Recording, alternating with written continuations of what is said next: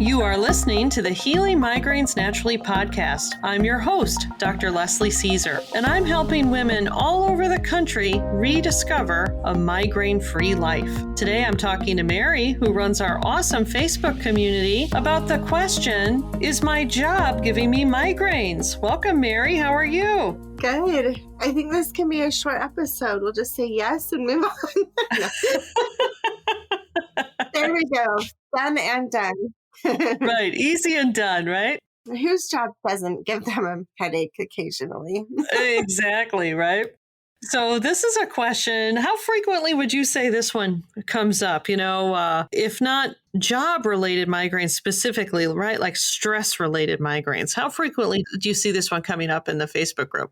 Quite often. And it's usually, I would say, more of like a specific scenario within the job, like whether it's lighting, stress, how to deal with, missing work. That comes up a lot. This last week, we had one lady who realized that this chemicals, I'm not even entirely sure what she does, but something she's exposed to at work, and it gets all over her head to toe kind of thing, also gives her migraines, and she thinks she's allergic to it. So that was interesting.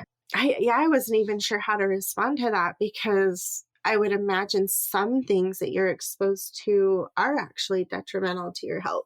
So what we have is a variety of environmental factors that people are exposed to at work. So it might be, right, a chemical that's off-gassing in the work environment, or the lighting at work. Fluorescent lighting can be a big factor for a lot of people. Could be the schedule at work, right? So some people are working maybe not 9 to 5. They're working a second shift or a third shift. So we have sort of like the physical environment at play at work. And then we also have the mental and emotional stress at work. It could be meeting deadlines. It could be having to speak in front of coworkers or give a presentation in front of stakeholders or clients or coworkers. It could be dealing with, like, for example, teachers, right? There's a lot of stress involved dealing with the parents of the students. There's that mental and emotional stress that comes up with our jobs as well. So I think it's interesting, right?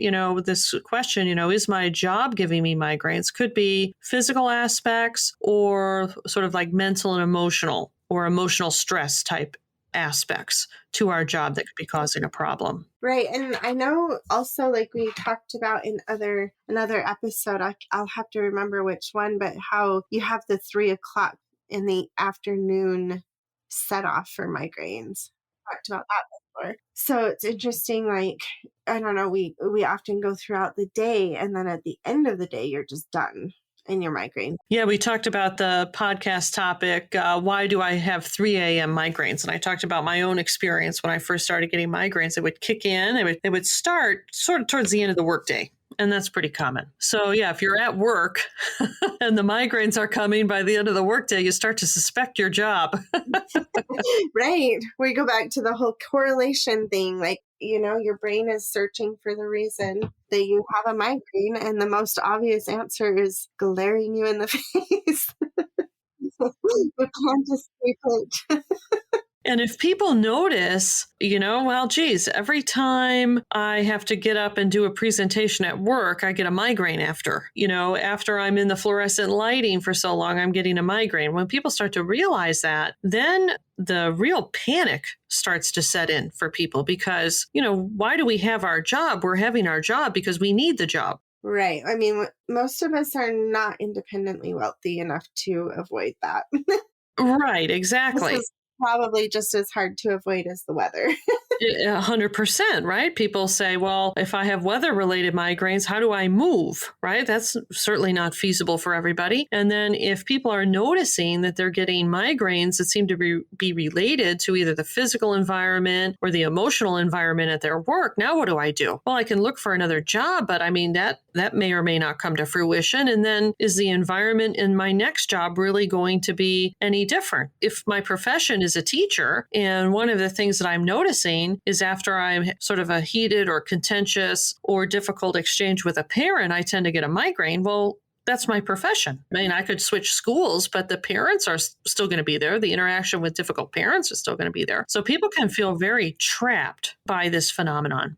Right. And, for me, like, I am not willing to throw away, 20 years of experience in an education to switch fields because of I mean, that's just a really hard place to be put in. Thousands of hours of education and thousands of dollars of getting there. That's not something most people want to walk away from easily. Exactly. And the other factor in play for a lot of people at work, particularly when the migraines become very chronic, I hear over and over again from my clients when they are in a significant chronic migraine state, because when we get into that state, it's going to affect our ability to do our job. And so what happens is people say, well, my boss understands. A lot of people will have a boss that has migraines. And I hear this so many times. Well, I kind of feel trapped in this job because I've got this boss,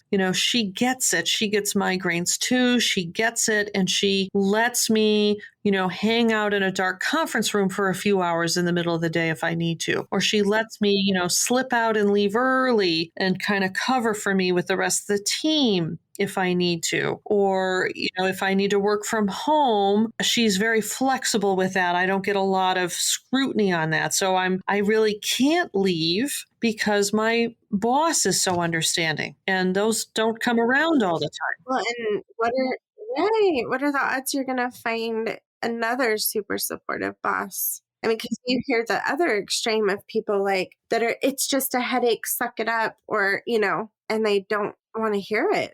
So. And another thing people have told me many times is if I got another job, I wouldn't want to do that to my new employer. They know they're not functioning at 100%, and they would not want to bring that to a new employer. They would not want to do that to the next company. I mean, it does definitely diminish your confidence level of being able to handle the new job or any job. I mean, I think of it kind of like imposter syndrome, where you're constantly like, I know I'm capable of the work, but when are they going to find out that I can't always do it or whatever? I'm pretending until they catch me, kind of a feeling. Mm-hmm. How long can I keep faking it, covering it, this type of thing? So when people can feel very, very trapped in their job. Is the job causing the migraines? How do I get another job? Am I really going to feel better if I switch positions? And then how do I let go of this really understanding boss that I have? Or how do I bring all of this to my next employer? I don't want to do that. So people can feel very trapped. They can have a lot of anxiety around this when people have, quote unquote, getting migraines due to the workplace environment. So, I mean, like, is the real solution actually to change? Because again, jobs are hard to avoid, just like the weather. Is switching really a solution? Is quitting? Or what about going on disability? I know there's a lot of conversations in the group about how do you get on disability. And that one makes me the saddest because those people are in the most desperate place where they don't know what else to do. So I'm glad you bring up this factor of applying for disability. It didn't even occur to me to talk about that today, but I'm glad you brought it up because I think it's very relevant. And I think there's something very significant to say about going on disability as well. So I have had clients that have gone through the formal disability process and are on disability. And what I have found is that the process of going through applying for disability and proving, because that's what you have to do with that process. You basically have to prove that you are beyond help and that you cannot recover and that you cannot function. Let that sink in. The process is so emotionally devastating for people to have to prove that they are disabled, that they are beyond help, and that they cannot work. I mean, just saying that out loud like you're beyond hope. That how depressing is that? It's, yes, psychologically, it's a lot for people to go through. And people fight it. There's a lot of talk, oh, people are just trying to get a handout, this or that. For my chronic migraine sufferers to even consider going through the disability process and having to prove that about themselves, I mean, nobody wants to go down that road. People are very, very desperate to go down that road. And in all honesty, it's literally the most hellacious process. It's not. The fact that a lot of people have to even hire an attorney to get there, it's not something that you can easily do. So what I guess I'm saying is people don't make that decision lightly. It's not something they're like, oh, I hope I can get on disability and not function. Like, that's not something people wish on anyone, let alone Exactly. themselves. 100%. And then, when people come to me, they are committed to recovering from the migraines, right? And getting their health back and getting their lives back. That's why people reach out to me and work with me. And what I have found is part of the healing process for women who come to me having completed that disability process and on disability, part of the healing process is actually undoing some of the post-traumatic response that was generated by going through the proving process that you are disabled. So to recover from the disability process, I've helped several women now recover from the post-traumatic aspect of going through disability, which is required for them to heal and recover. So it's we could probably devote a whole podcast to this topic of disability. It's quite something. So the answer is not to look for another job. I mean, we can look for another job if we want to move, right? But that's not going to be the answer to our migraines, okay? Because, right, again, you carry yourself wherever you go.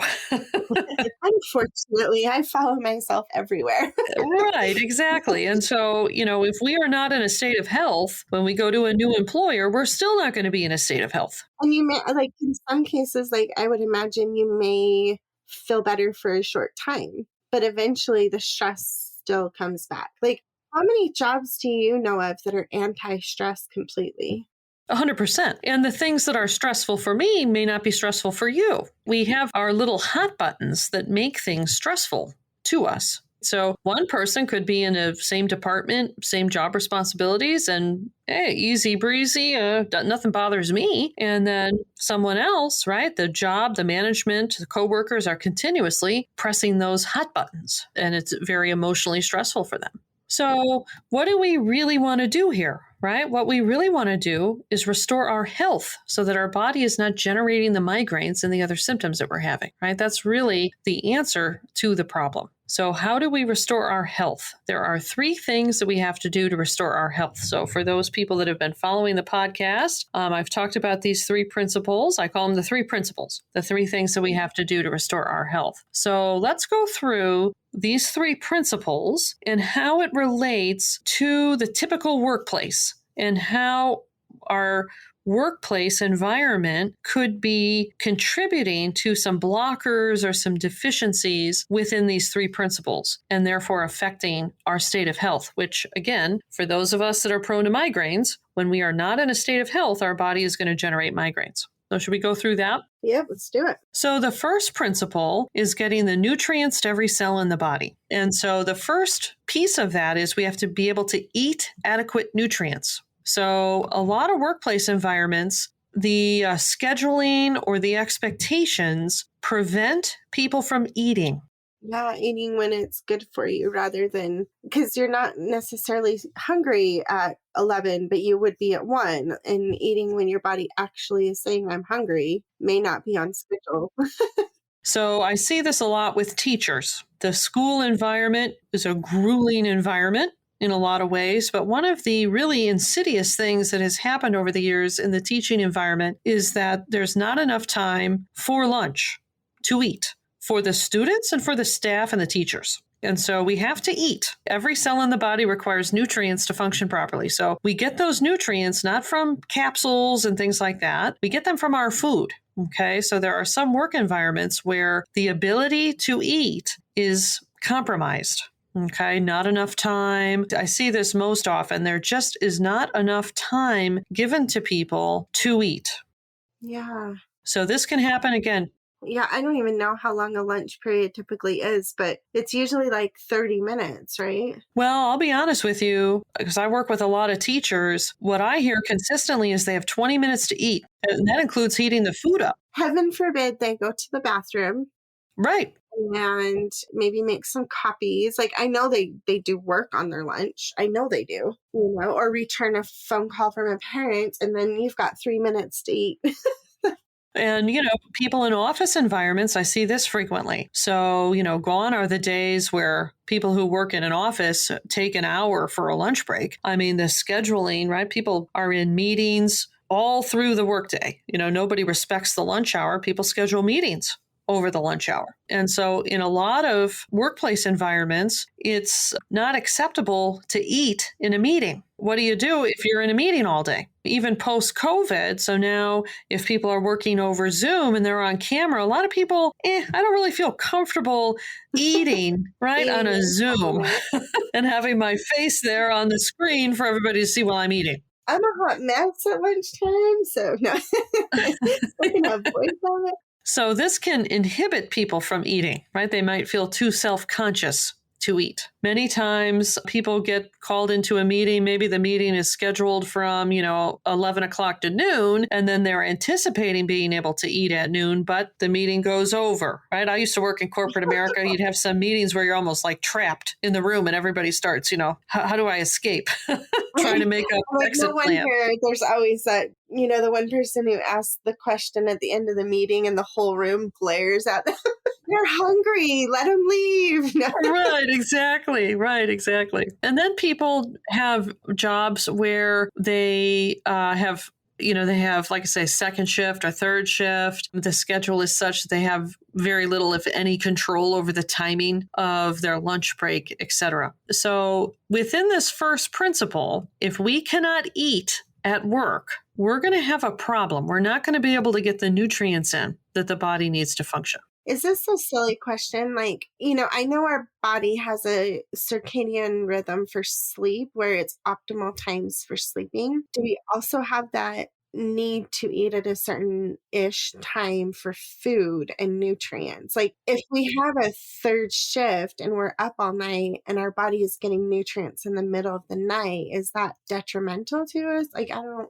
Great question. So there is a rhythm to our digestive function as well. You are absolutely correct. And so if the meal times are extremely chaotic, okay, there's no rhythm or routine to the meal time, that can put a significant amount of stress, physical stress on the body. And then that's going to interfere in that third principle. I'll talk about that more. Right. Interesting. And then, yes, so when people are awake, when humans should be asleep, humans are not nocturnal animals. Okay. So when people have to work in an environment where they are awake when they should be asleep for normal physiology, yes, this can impair their appetite. Absolutely. And so then they don't feel like eating as much because we can only eat as much as our appetite sort of tells us to eat.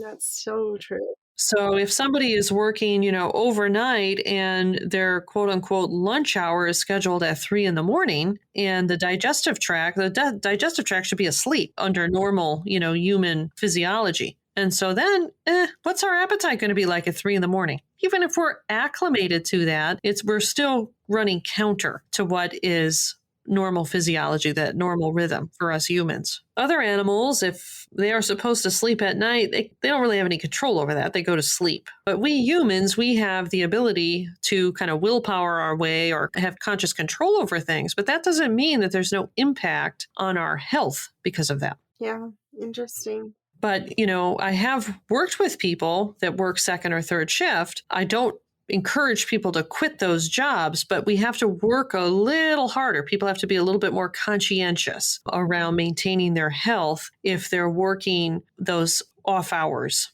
schedules. But yeah, great question. Our digestion will be affected by that.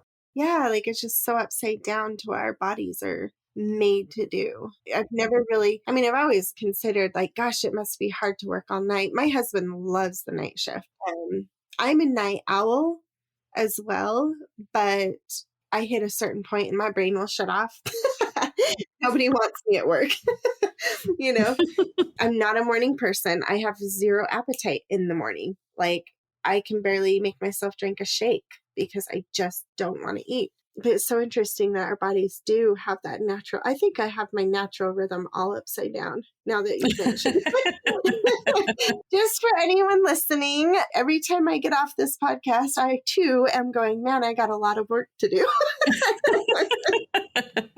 No one is alone. So within this first principle at work, there may be a physical environment at our job that prevents us from being able to eat enough food. And again, if someone is a teacher and most schools, what I'm hearing now, allow 20 minutes to eat, which is not enough time for children or adults. But if that's the environment, right, then we want to come up with a game plan so that we can maximize that 20 minutes and then also mitigate that. Okay, so that we make sure that we are getting enough nutrients in with our other meals or things like that. Okay, so we want to look at that environment. Like when I'm working with my clients, one of the things that I'm looking for is, okay, if they work, what is the work environment like? And can they easily eat a meal when they're at work? Or do we need to come up with some mitigation strategies?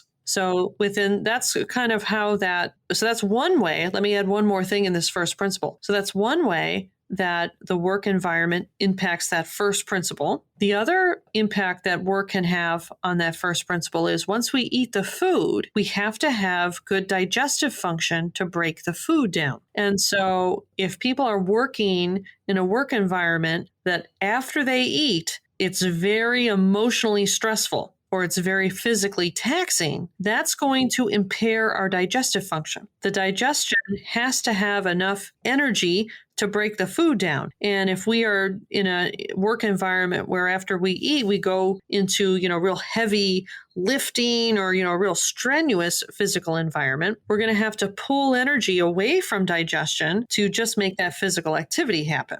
Okay, so that could be a factor for people. Yeah, my understanding is when we're taxed, like in a stressful situation, our chemicals shut, like our adrenaline, those kind of things, shut our digestive system down. So like then you have food just sitting there not being digested. That kind of sort of how it works. Well, so you have a physical activity that is probably not going to put somebody into that adrenaline and cortisol state, that fight or flight state, but it can pull energy from the digestion. It's sort of like if you go eat a big meal and then you go run a marathon, you're going to run into problems because you got to have all that energy to do that running. But then people can be in that mental and emotional stressful environment, and that can kick us into that fight or flight mode, right? I don't know about you. Again, I used to work in corporate America. Many, many times I would be at work, usually in a meeting, and not everybody is real nice. Some people are real out for bear every time they go to work. They're just looking to take people down, etc. I've been in many meetings where my heart is pounding and everything else because there's somebody acting crazy in the meeting and causing a lot of, political drama, etc. Drama. I'm sure a lot of people can relate. Yes, but then like if your food's just sitting there in your stomach, I mean, that's not getting the nutrients to where you need it. So that can't help you either. Exactly. So if we are in a work environment where we are really going to have no choice but to engage in a lot of physical activity, then we want to change what we're eating so it's more easily digestible. Okay, so the digestive tract doesn't have to work so hard because the body is going to have to take some of that energy to fuel that physical activity. In the second case, that mental and emotional stress, right? I would go into a fight or flight mode. Sometimes people act so crazy that, everybody's buttons get pushed, so to speak. But again, my buttons have to be pushed to kind of move me into that fight or flight state. So in that situation, we want to work on our own mental and emotional side, right? We want to do some healing on the mental and emotional side so we don't have a button there to be pushed. The button is not as sensitive or whatever. Exactly. So that's some of the highlights as to how the work environment impacts that first principle. right? And that first principle is critical, right? If our cells do not have the nutrients that they need to function properly, we're not going to feel well. And we have 30 to 40 trillion cells in our body, and they all need nutrients. So, second principle is clearing metabolic waste material and toxins. So it's interesting, right? We had a question in the group recently questioning whether or not this toxin that they were exposed to at work was playing a role with their health. And then we have work environments. Again, when you walk into a corporate work environment, you have the carpeting, you have the plastics, you have the cubicle fabric. I mean, office environment, a modern office environment is off-gassing all kinds of chemicals. There could be mold growing in the building. So when we're exposed to mold, mold generates their little metabolic waste materials and toxins that we are exposed to. So, and then people might be, again, working in an environment where, so like hairstylists, this is a classic one. Hairstylists are exposed, if it's a salon where color is done, the air quality in that salon is going to be poor if nothing else is done because of the hair color product off-gassing, right? You can even smell the hair color product. I was at the salon yesterday and I was like, dude, they still haven't made perms less stinky. And it's been it's been like 35, 40 years since I had a perm, and I had my boys permed yesterday, which is a whole other story, but like they still stink just to high heaven. Terrible. So we could be in these environments, even best case scenario, even now when people are working at home. I mean, our home off gases stuff too. So all of these are external toxins that we are exposed to, that we might inhale. I think that would be the most likely way that they're getting into people in kind of a traditional environment is by inhaling them. But if somebody is actually working with toxic material, they can inhale that. It could be absorbed through the skin. They might have tiny particles going in their mouth, getting into their digestive tract. So if we are I think it's a given, right, in the modern world, going into work, we are going to be exposed to some toxins in some way, even if it's just off-gassing carpets. That's probably the best case scenario. So we are going to be exposed to toxins in the workplace that we can't avoid. There are toxins in the food supply, in the water supply, in the air supply that we can't avoid either. So this is part of modern living. So again, when I'm working with my clients, I don't tell them to move to the top of a pristine mountain and just sit up there for the rest of their life. So what we have to do is we have to have enough detoxification capacity within our organs of detoxification, our liver and our kidneys and our lungs. We have to have enough extra capacity to keep up with the load that we're exposed to. So if somebody is in a work environment, say a hairstylist or that type of environment where they are going to be exposed to even more toxins than what is typical, right? Then they really need to make sure that they have, robust detoxification organs. Those organs are functioning at their max capacity so that they can keep up with that. Now, what do the organs of detoxification need? Well, they need nutrients to do this work. They also need the cellular vitality or cellular voltage to do the work. So guess what I'm referencing here? The first principle and the third principle. So it sounds like they kind of affect each other and go hand in hand. And if one's breaking down, the other one's likely to break down. Like, even though they're three separate principles, they still are interconnected. They're very, very intertwined. Yes. So this is not, colon cleansing. This is not juicing or fasting or putting lemon in your water. We have to make sure, in order for our organs of detoxification to run at their max capacity, we have to make sure we don't have any blockers or deficiencies in the first principle or the third principle as well. And this is the big mistake that people do. People will do a quote unquote, weekend cleanse, a quote unquote 30-day detox, but they don't realize that they're not eating enough nutrients and they don't have good digestive function and they have poor circulation to get the nutrients to the organs. And then they don't realize that they have lowered vitality, and that's going to impact that voltage or vitality at the cellular level. So they're kind of like beating a horse that doesn't have any ability to run any faster. So if you're prone to migraines and you do this, it's a great way to get a migraine. Ask me how I know. Through my personal painful experience of working with practitioners that recommended things to me without understanding that you have to work within all three of these principles. So if you take a chronic migraine sufferer and you do some of these quote unquote detox protocols, highly likely you're going to get a migraine. Interesting. I mean, I've heard a lot. I mean, I've had people try and sell me detoxing systems and whatever in the past. And you often hear the objection is, well, that'll make me feel worse. And people will often say, well, yeah, that's just proof that it's working. Yeah, no. It's just because you're feeling all the toxins leaving your body, right? Well, no. So what happens is,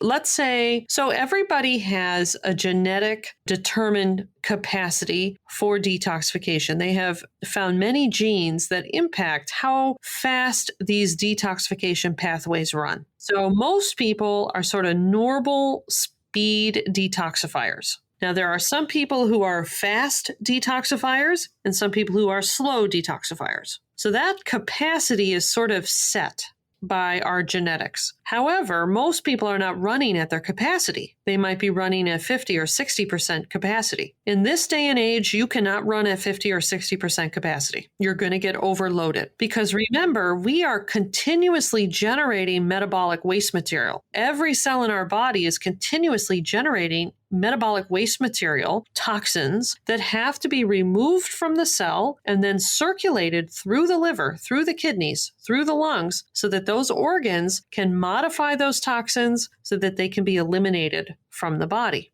Now, our organs are designed to keep up with the load that we generate. Our organs are not designed to keep up with the load of the off-gassing carpet and the chemical cleaners that the janitorial crew uses every night, and then all the toxins in the food supply and the water supply and the air supply. That seems like a lot. It's a lot, right? So we can't be, maybe back in the day, right? If we were running at 50%, I only have to clear my own metabolic waste material. Okay. That's one thing, but not in today's day and age. We want to be at 100% of our capacity so that we can keep up with this load. Kind of mind-blowing when you sit and think about, like, in your day-to-day world, you're not sitting there counting all the toxins that you're taking into your body, but that is a lot. It's a lot. The medication that we take is toxic and has to be cleared. So, by the time we have chronic migraines, how many medications are we taking just to make it through, just to, get out the door? So what we want to do is we want to be operating at maximum capacity, not 50 or 60%. If we go in and we start, kicking the horse that doesn't have any get up and go, can't run the race, it completely causes an upheaval in the body. And then we start to have more toxins circulating, and then we don't feel good when those are circulating. So we could devote a whole nother podcast and get into more detail in this, but we have to set the proper stage to maximize the function of these organs. You just can't go in there and pay no attention to the ability, where is the ability of these organs right now? So within the second principle, right, again, if somebody's a hairstylist, this is their profession. And also they could go to another work environment. Let's say they quit hairstyling and get an office job. What if there's mold in the office, right? So what we want to do is we want to increase our detoxification capacity so that we can keep up with this load that we are exposed to. Even those of us that are genetically slow detoxifiers, if we are operating at 100%, we can still make progress.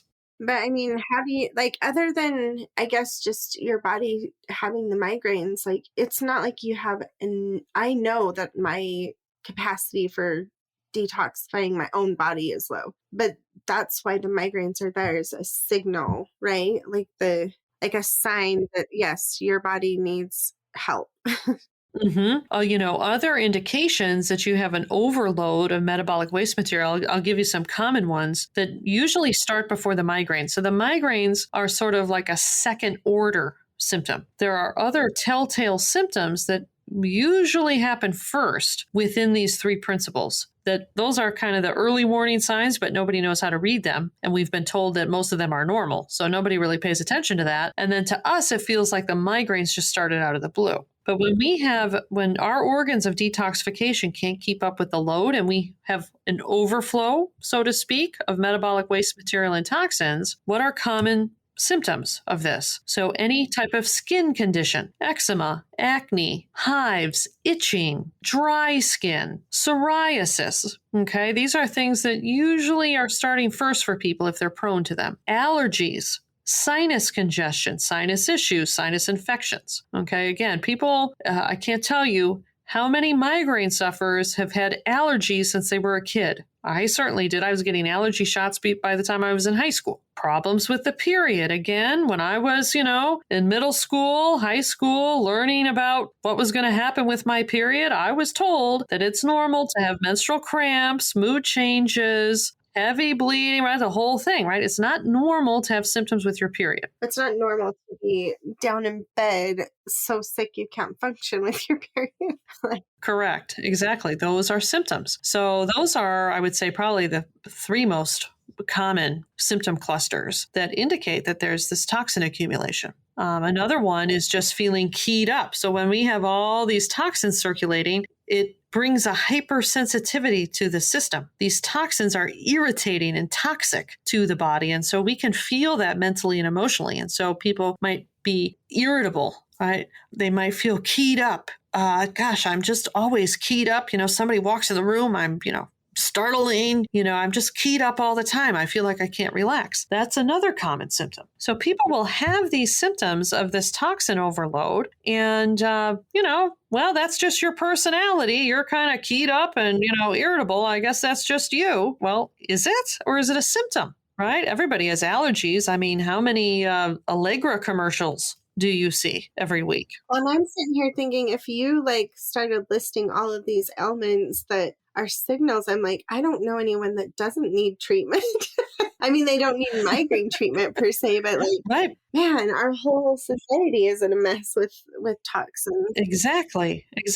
So, right, we ignore these little first level symptoms of a toxin accumulation. And then when it's not addressed and they continue to build up, then we have things like migraines, chronic fatigue syndrome, right? We have much more severe things that you just can't, take an Allegra for, right? Things that are much harder to suppress the symptoms, or as they say in medicine, treat. And, that's that whole, one of my favorite quotes is your body will whisper before it screams, right? My body sure whispered to me, but nobody knew. My body is whispering like a 4-year-old who doesn't know what the word whisper means. And you're in church and you're trying to get them to be quiet. Well, oh my goodness, right? This is what we do, right? Come on, allergies, don't bother me now. I've got a work deadline. Here comes the Allegra, right? So the third principle is restoring our resiliency and vitality. So this is actually what keeps us in a state of health, is our own resiliency and vitality. So there is an organizing energy to every living system that keeps it in homeostasis, keeps it in balance, keeps it in a state of health. You can see this in ecosystems. You can see this in something like a beehive. So a beehive, we have, thousands of individual bees, individual organisms, and yet the honey gets made. There's an organizing energy to the hive.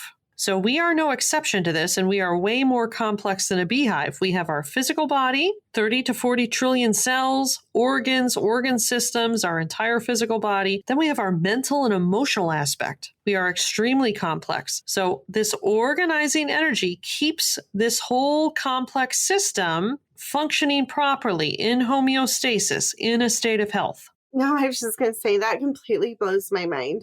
There's some force, whatever you want to call it, that keeps everything functioning. It is literally just a miracle that our bodies work. It is. We do not understand consciousness at all. We do not understand this organizing energy at all, right?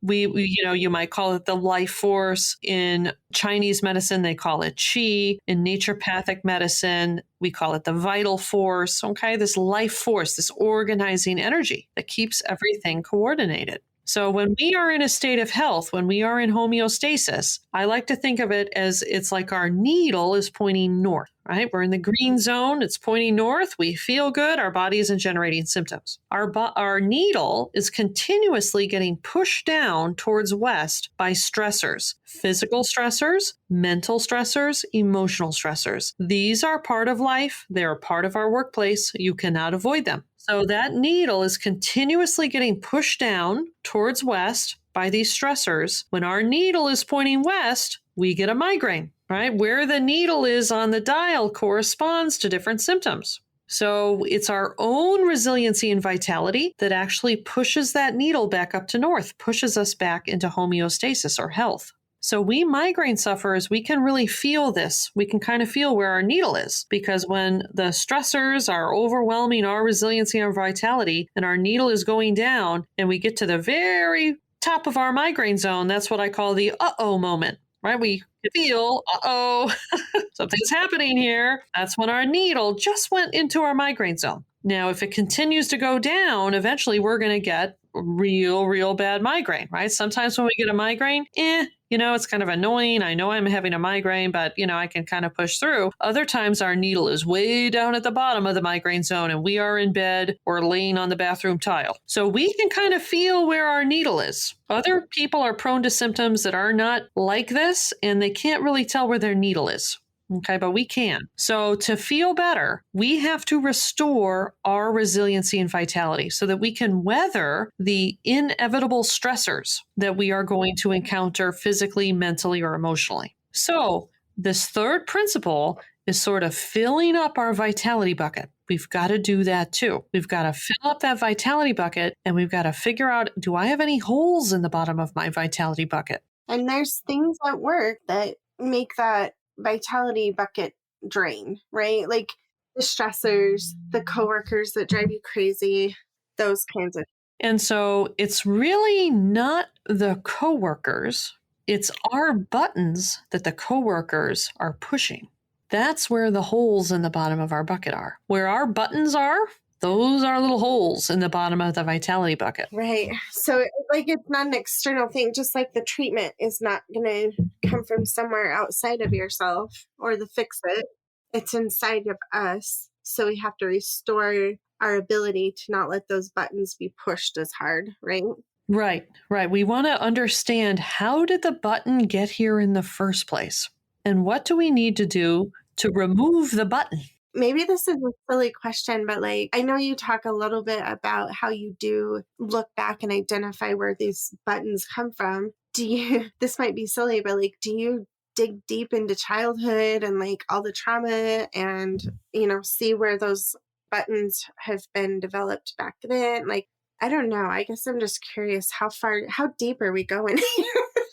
Yeah, it's a great question, because a lot of people, their intuition is telling them, you know what, I think something from my childhood might be contributing here, right? There's some dynamic that was present, with the family dynamic, and that I just feel like that might be contributing, right, to these migraines. And yes, is it likely that that's contributing to the migraines? It's highly likely. And so I do not need to have people relive their trauma.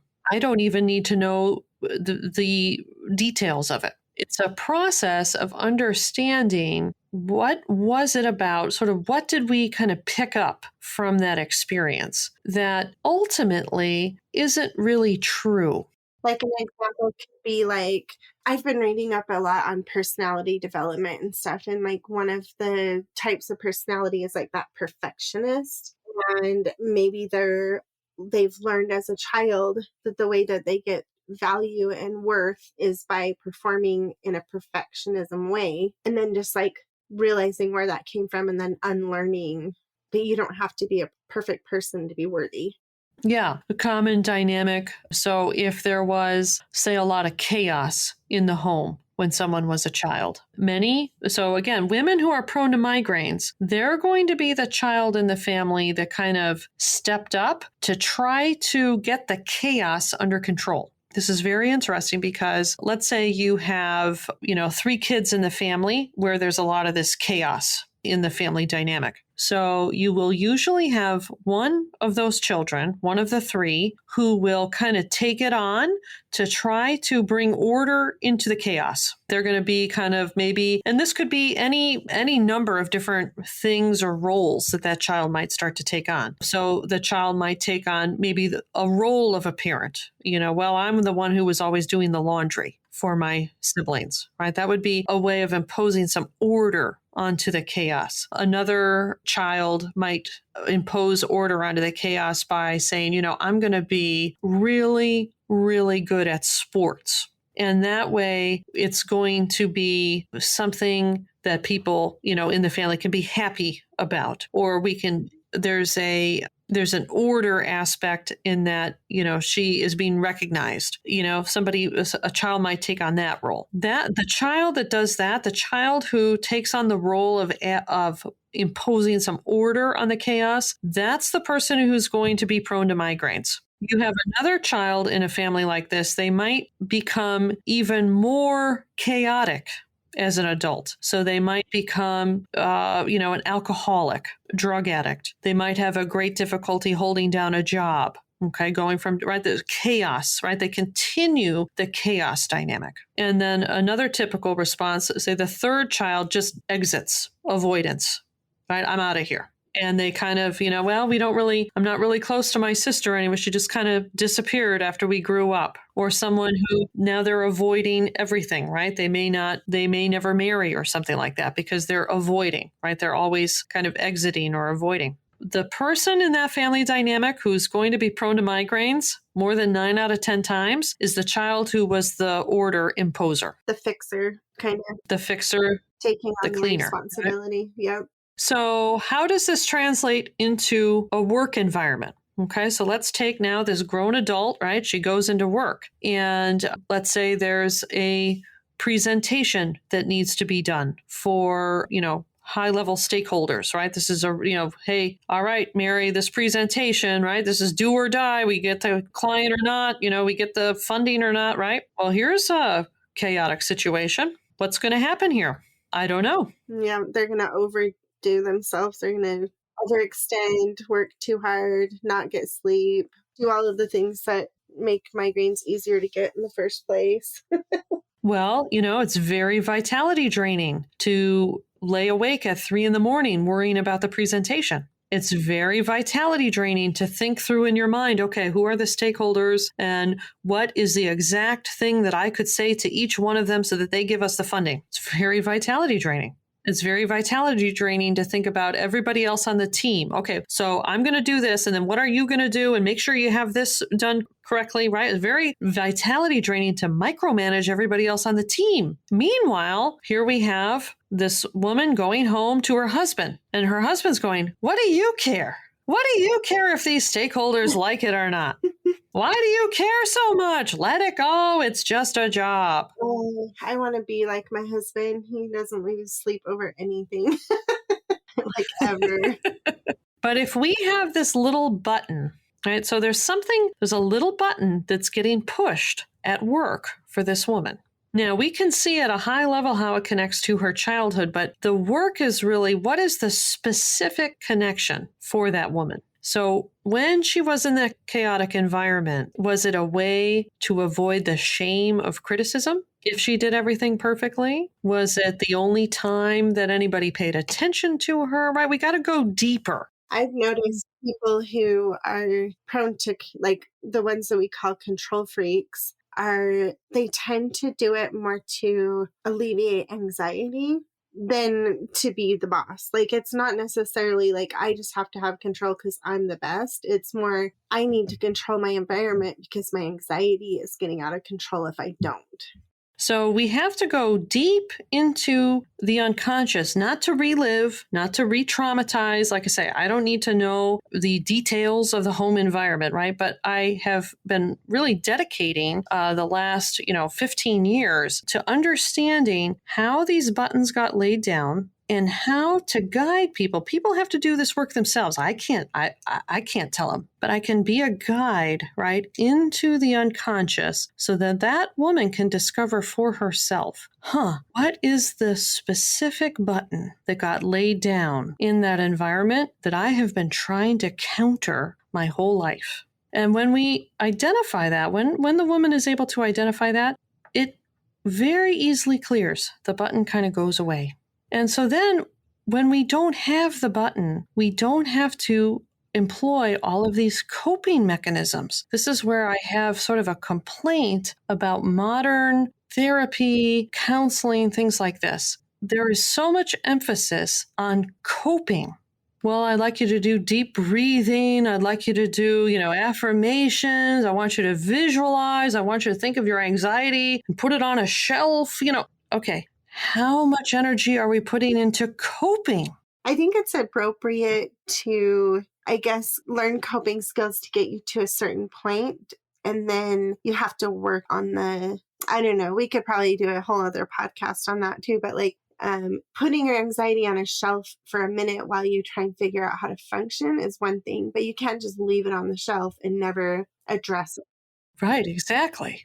So, I have worked with many clients, they realize, there's some things, some dynamics that have been a part of my life that I think are contributing to how I'm feeling. And they want to work that out, and they go into therapy, and all they're given is coping mechanisms. I see it all the time, and it's a real problem. I'm kind of getting a little frustrated with it because people are spending so much time in therapy and they're not getting to the root of, okay, what specifically is the button that got laid down, and clearing the button. We're just coping and breathing through it and all this other kind of stuff. We want to be like the husband that's going, why does this bother you, right? He's in it, right? So we have two different people in the same environment. One's up at 3 a.m. and the other is sleeping like a baby. The environment is the same. The difference is one person has a button that's getting pushed by the environment, and one person doesn't have a button that's getting pushed by the environment. I'm going to have to go have a conversation with my husband. What is your magic? Because seriously, the man, I love him dearly, but the second his head hits a pillow, he's out. And I'm like, how do you do that? It's amazing to me, but my brain doesn't work that way. I wish it did, Well, some people suppress emotions, some people are very skilled at that. And so that's not the answer either. And I'm not saying your husband is doing this, right? But, sometimes people can look, unfazed and calm and cool, but they're actually suppressing everything. I think his skill is just that he is able to put things in a box and put it on the shelf, and he'll just deal with it tomorrow. He's not trying to sort through the box and reorganize it and put it in new boxes and decide if I need all the boxes. Right. Not doing that at 10 o'clock. What color do the boxes need to be? Exactly. Right, exactly. They look good on the shelf, and is anyone going to see them? And right. What labels should I put on the boxes? What font should I use on the labels for the boxes? Exactly. Oh my gosh, the handwriting isn't good enough for the labels on the box. Right. It goes on and on. But literally, that is a skill to just be able to compartmentalize enough that you're not going to lose sleep. I mean, I honestly think that's not saying you shouldn't deal with the boxes eventually, but there's a skill in that, because eventually the lack of sleep catches up and adds more boxes, really. Anyway, we can go on and on about box theory. Right? I think you should trademark this, Mary. Oh my gosh, I probably could. So, we have these, right? So when we are compensating for this button, right, it's very vitality draining. So we have holes in the bucket due to that on the mental and emotional side. And then we can have physical things that are kind of draining our vitality, putting holes in the bottom of that bucket too. So let me give a common example. Hopefully this doesn't trigger people, but our sleep habits, right? So you mentioned sleep, right? We have to have adequate sleep to replenish our vitality as well. And so in this day and age, it's very easy to have our sleep habits messed up because we got our phones and we got all this nonsense right? That keeps us up. And, we talked about this on another podcast. I might be ready to go to sleep. Oh, let me just check my phone real quick. And then suddenly, how did this happen? 45 minutes later. I swear I want to punch people in the nose when they're like, just get 8 to 10 hours of sleep. And I'm like, where? How? What is this magic you speak of? Like, I don't understand. So, when I'm working with my clients, I'm also looking at, is there anything on the physical side that's draining the vitality? This could be habits, things like this. So we want to, right? We've got to address, again, physical, mental, emotional aspects within this third principle. Well, and I love how I think the one thing that is clear to me in this podcast is that each of the principles can either be filled up or drained. And there's a flip side to each of those. And whether you're filling them or draining them is what is causing you to feel good or not good. And that's what comes to the bottom line, right? And that's how it applies to work as well. You're either filling or draining. And whether your work fills or drains or home life or whatever, that's why we're getting migraines at work. Yep. I love how you put that. Spot on. I'm not sure it was eloquent, but you get it. We'll rewind the tape and write that down. Shoot. I just dated myself by referring this to a tape. I was like, rewind, huh? Be kind. Yeah, rewind tape? What is she talking about? It's so funny when you hear your kids talking about things and they're like, what does rewind mean? And you're like, just go away. We're not going to talk about that. Anyways, did we cover everything about dogs? I think we got it. It was a good one, I think. Yeah. Yeah. So I hope this helps people kind of put into context or kind of evaluate what's going on at work, right? Again, it's not really the work environment, right? I mean, there are rare cases where people are in just such a toxic insanity of a work environment that, they need to leave. I actually can think of one work environment that I was in my mid-20s that was so toxic you just had to get out of there. But that's not very common, right? And so the real work for us is to, again, work within these three principles. And I hope this was helpful for people to kind of think about the work environment, physical, mental, emotional, as it relates to these three principles. Right. I think one skill, just to finish up, one skill that could kind of go along with the vitality part is being able to identify when a situation has gotten to that toxic level that it's not okay anymore. That's a skill as well, and it's okay. It's okay to say, this isn't what I signed up for. I mean, if it's something we can work through and fix in order to build our vitality back up, that's fine. But there is a point where everyone needs to have a line and be okay with saying, I don't need to be putting myself in that situation anymore. Yeah. And then it's much easier to realize when our line has been crossed, and it's much easier to implement an exit strategy when we're feeling good. So if this is you are kind of, right, you're struggling in one of those types of work environments, but you're kind of trapped there because you're not feeling well and you don't want to bring that to the next place. Let's see if I can help. Yeah. Fix what you can. We all need to be able to identify what we have under control and work on those things, right? Well, very good. Thank you, Mary. I think we got another good one in the books. Yep. Thanks again.